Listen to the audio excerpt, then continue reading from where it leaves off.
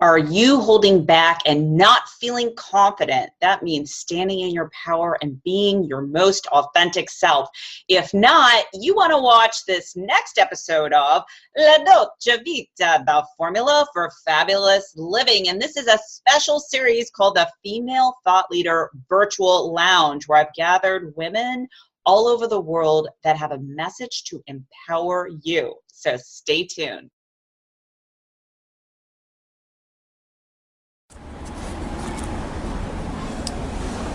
Frankie Lee, dimmi, quale senso della vita?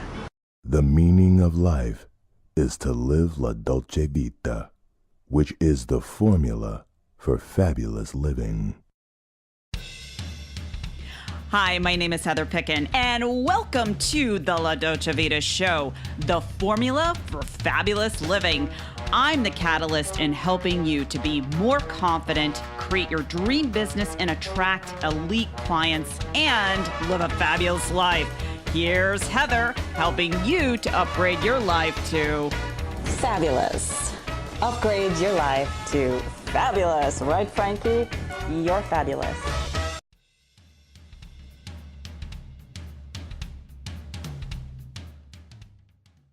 Well, hello, everyone, and welcome to another episode of La Dolce Vita, the formula for fabulous living. And this is a special series called my Female Thought Leader Virtual Lounge. And the premise behind this is gathering female experts that have a mission and purpose to empower women and talk about some of the challenges that we're navigating around today, issues in business, issues on how you can deal with the changing times. And I brought on my expert guest, Caren Glasser. So Caren, thank you so much for being my guest today. I'm just so excited to be here with you. Thank you for having me. And before we dive into our topic today, can you share our listeners and people that are watching a little bit about you and your background? Absolutely. I've done a lot of things in my 60 years of being on this planet. And currently, what I'm very, very passionate about and what I'm doing is the Little White Lie movement. And it's all about this, but so much more. It really is. It's about really loving that the age that you're in. And the movement talks about all those lies that we tell ourselves as we get older. And that's something that I'm very passionate about, and I'm very much involved in that. I do a lot of Facebook Lives, and I do a lot of connecting with a lot of people who are challenged as they get older. Absolutely. I love that. So that kind of ties into our topic today is women, how can we overcome the stereotypes of having to be youthful, like really being able to age gracefully, embrace it, whatever that means to you, just really being able to maybe shift our perspectives around that, embrace who we are, because I feel like, we do live in a world where, as women, we'll compare ourselves to other women. And as we're aging, there might be issues where we're feeling a little bit emotional about that, Right. especially going through menopause. So can you Right. share a little bit about, let's just start there, like, what you're seeing today, that you feel is destructive towards women and being disempowering? Unfortunately, it's a very large list. I mean, truly, it's a large list. And one of the things that is a common thread that I'm hearing from a lot of women and men as well, but mostly from women, is that they feel invisible as they get older.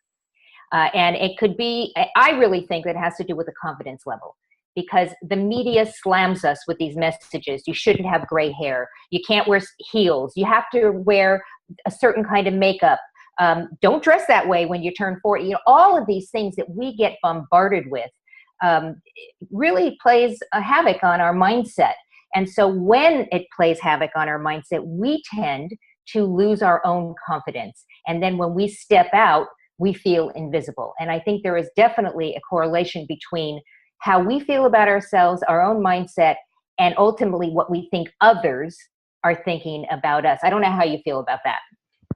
Yeah, absolutely. I mean, I can totally relate to that. I think too, as women, let's just say if you want to look your best, a lot of times what happens is you're judged, like, being very smart and, Mhm. looking a certain way. people can also have a misperception. Oh, that person isn't smart or whatever. Right. And I think the stereotype, now, like, when we look at what's going on today, women are wanting to take a stand. They're saying, wait a minute, I'm important. I have a voice. And I could go off on a rant here. And I'd be ranting right with you. Exactly. And I feel like, if we look at the world today, so we have this issue of how we're judged as women, that we should really just embrace who we are.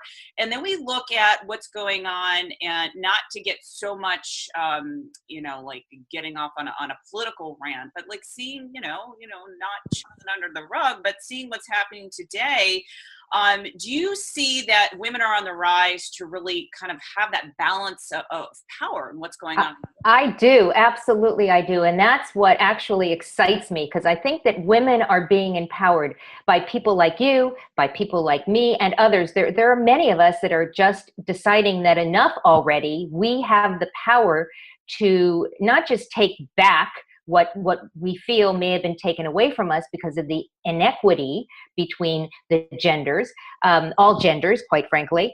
But we're being empowered by each other. I think in the past that women had a tendency to push down other women. In fact, if they felt or threatened or in some way felt that somebody was more powerful than they were, instead of embracing the other person's power and stepping into it and enjoying and promoting it, they would have something backhanded, like not so great to say about that person. And I think that that's changing. We're seeing more and more women supporting other women. In fact, I do a show called Women Inspiring Women Rise Together, because it's only when women come together that I think truly that we're going to rise together. So I think there is a totally different mindset, and I'm excited to see what's out there. Do we have a long way to go? Absolutely. But I think we're truly at something, we're in transition right now. Yeah. No, I love that. I love that playing out. And I do see that starting to take effect right now, that women are joining and, creating shows like this and yours. And, right. And connecting, because there's still, like, if you look at different parts of the world, women are still being treated like second-class citizens. I know. What is with that? It's appalling. And I look at some of the things that are going on, and, sometimes it has to be that one woman, that's demonstrating, like, listen, I'm not going to take a stand for it. And, something will happen to her, but then that'll create transformation in the world. And I believe those events are necessary, and not to be scared by them. So how would you tell women, what would you say to women right now that are seeing all of this change and transformation, all the conflict in the world, and how to really balance our mind in these, changing and could be perceived challenging times? That's such a good question, because I don't think there's one right answer for that. I think that each individual is different, but what I would encourage women to do is, when they feel that way, is to, even on social media, social media is not just Facebook, by the way, guys, but a lot of people do play in Facebook. I would, if I were seeing this as a woman who had not been involved before and starting to see what they were seeing, I would actually go looking for people, other women that I could align myself with. And I don't mean align like I'm going into battle, but align myself that are like-minded, that I could create relationships with, so that I wouldn't feel like I was alone or invisible. And there are groups across social media, not just on Facebook, but in Instagram and on Pinterest and Twitter. Even Twitter has groups. Align yourself with people that are like-minded, and it's going to make a huge difference as to how you show up, because you're going to feel like you're supported. Yeah, I love that. And what are your thoughts on this? Like, women that are protesting, my personal, it's just my personal viewpoint. Obviously in the past, some protests were necessary, but you also think that they add to the disempowerment of women, so if you're like against something and you're not creating, let's just say, a movement that is like acting as like a positive change. Do you see that there's kind of like a balance between the two? Like, where do you draw the line? Where do you draw the line? And there is a balance. Look, there is a place for protesting. I do believe that, but I don't think protesting all by itself is going to do anything. I think you have to have the protesting along with the change, along with the how are we going to do this? How are we going to implement this? Look, I'm the queen of implementation. I can get excited about anything, but if I don't know how I'm going to implement it, it's not going to help. It's not going to move us forward. So to answer the question, how do I feel about the protesters? I think, and again, I'll go on record here. I think that there are ways to protest and there are ways not to protest. They had those silly little hats on their head. I know what they were there for, but I'm not sure that they made the statement that I, as a powerful woman, want to see out there. I don't need a hat on my head to do that. I need my voice to be combined with other voices. And that's just my personal opinion. More power to anyone that was comfortable doing that. You wouldn't have caught me 10 feet, from anything like that, just because I just don't think that is, I wouldn't have felt empowered wearing something like that. Right. Yeah, I think it's to each his own. And I like that you were saying, just that in and of itself is not enough. We got to do something different. And, let's also look at, some of the big tech companies that are run. It's predominantly male voiced. I mean, we've got Sheryl Sandberg. Yeah. But what are your thoughts on this? I mean, do you see a shift in women getting into like the big tech companies or other companies that are really controlling, when you think about it, most of the power and the resources in the world? Well, I think actually it is shifting. And I think it's because of things like this, because of video and more particularly live stream. So there are several of us women in the field who are jumping in 100% into the live stream field. I've been live streaming since the early 90s, believe it or not. Wow. When we didn't have Facebook Live, when we had these big pieces of equipment. I was just nominated, and I won't know until, in another several weeks, but as the top female live streaming host. So there are actually competitions and things out there that we're being elevated so that we are equal to men. And how cool is that? Because that we are equal to men. In fact, I think sometimes that we bring something to the table that men will never be able to bring to the table. And that's compassion and being, that nurturing kind of thing that women bring to the table. So I do think in the tech industry that we're seeing more and more women rise to the top because we're fearless and because we have to work twice as hard. And because we have to work twice as hard, we are learning this new technology. I'm a geek. I know you're a geek. We love this. We love technology. And it's going to take people like us, and it's happening, that are going to push us, not just to where the men are, because my goal is not to become a man. My goal is to become an entity that can get a message across to the larger masses, no matter what my sex is. I love that. And just having like a balance, like you look at companies like Uber right now, what they're going through. And I think that's really interesting that, this company grew so fast and right. the corporate culture and some of the sexual harassment that went on. And I'm looking at that and I'm like, isn't this interesting how, this is totally going to shift the dynamic of corporate culture and really impact women. And it's unfortunate that it had to happen, but at the same time, something had to happen in order to, I think, give a balance in the workplace, give a more balanced feel in the world, to, empower women. Like, listen, we're not going to be treated that way. We're taking a stand. Right. And the phrase that I use all the time is just watch me. You don't think I can do this? Just watch me. And that's always running through my head. And I think that I wouldn't be surprised to hear that something similar runs through your head as well. Don't tell me I can't do this. I'm going to do this. And I think more and more women are starting to get that empowered feeling by being surrounded by other empowered women saying, I've got you, girl. You can do this. Don't even think twice about it. And when you hear enough people, kind of motivating you and pushing you forward, you do got it. And that's really what it comes down to. I think that we're going to see major shifts in the next 5 to 10 years in terms of where women are positioned in our political arena as well as in the tech arena. I mean, I think that we're going to see huge changes. I love that. And I want to go back to something you said earlier about, just watch me.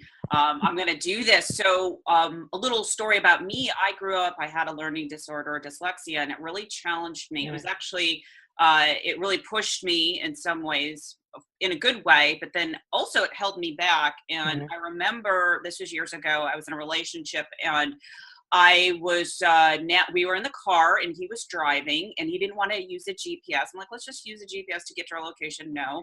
And so he breaks out like this map, one of the maps where it's like you go on the next page to find the next. Right.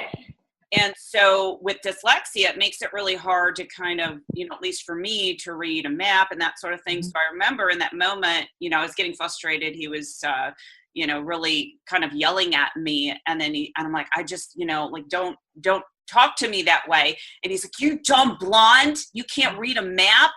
And I was so crushed in that moment, I let him disempower me. And then a couple months later, I got a copy of the magazine Psychology Today. And in there was an article of a very powerful CEO, female. And she was talking about that she had dyslexia and some of the things and challenges she had with navigation and maps. And it was really interesting. It's like, I had to get permission, reading that article to say, wait a minute, there's nothing wrong with me. But yet we can allow ourselves to feel disempowered in those situations. So I remember crying, going, I'm not stupid. And I started researching. I'm like, wow, a lot of famous people had dyslexia. Here's how they overcame it. But it's moments like that define you and debilitate you. So I love just empowering women, like, listen, don't let anyone or anything stand in your way. Absolutely. I interviewed yesterday the captain from Below Deck Mediterranean. She's a woman captain.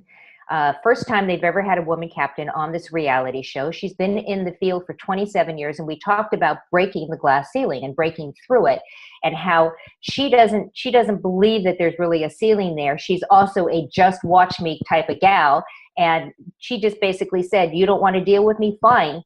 At some point, you're going to have to deal with me because I'm the one who's in charge. And it's interesting. So she totally, the same thing.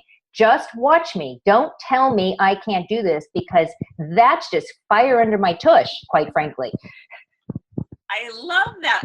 And it's funny. I have watched a few episodes of that show. I'm like, oh, a female captain.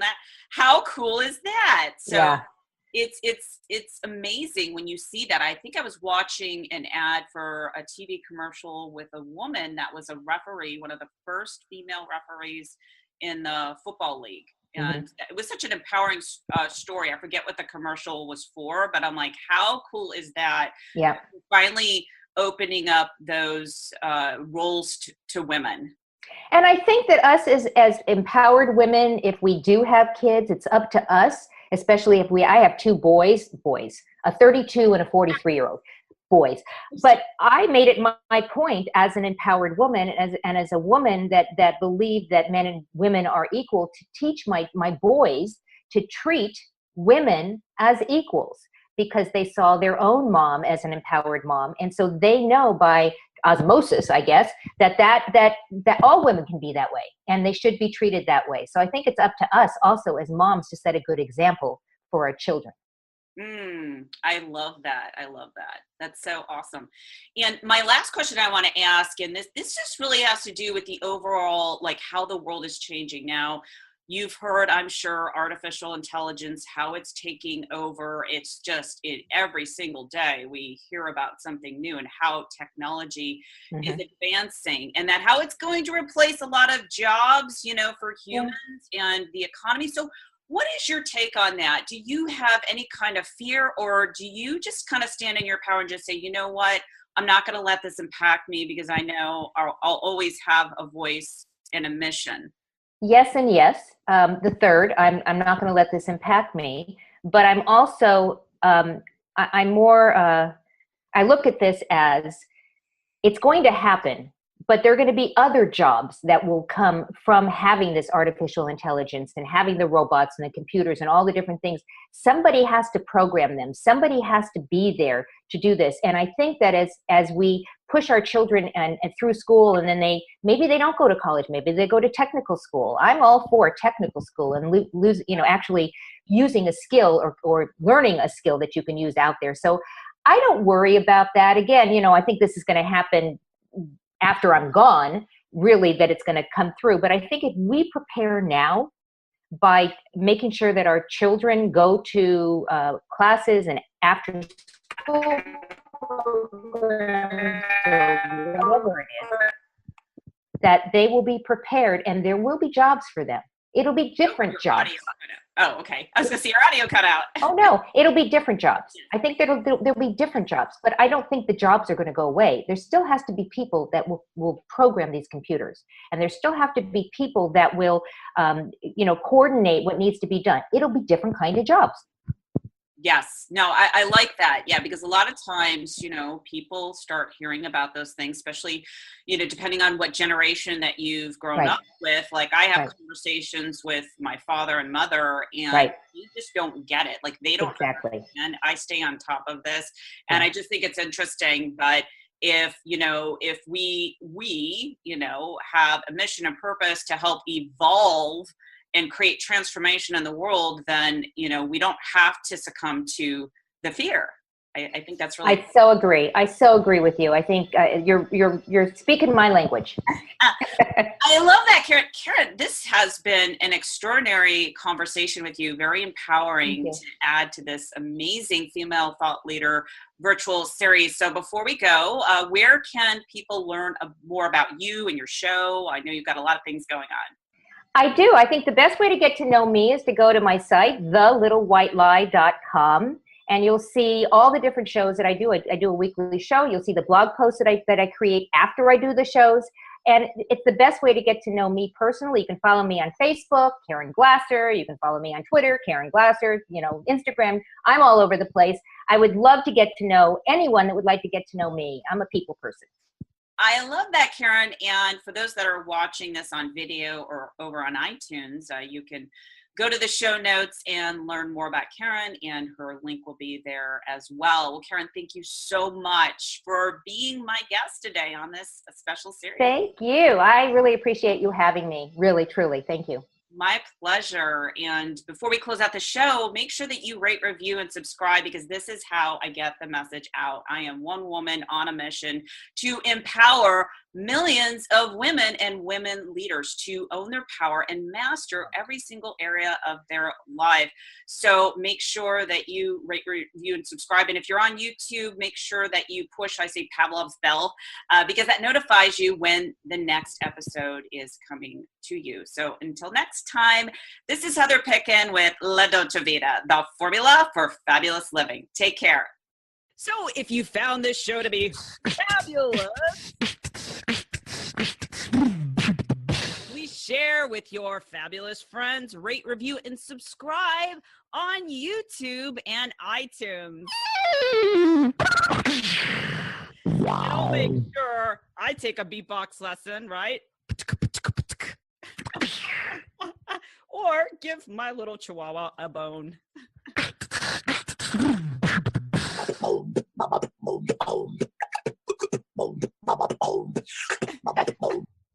That's me. Fabulous.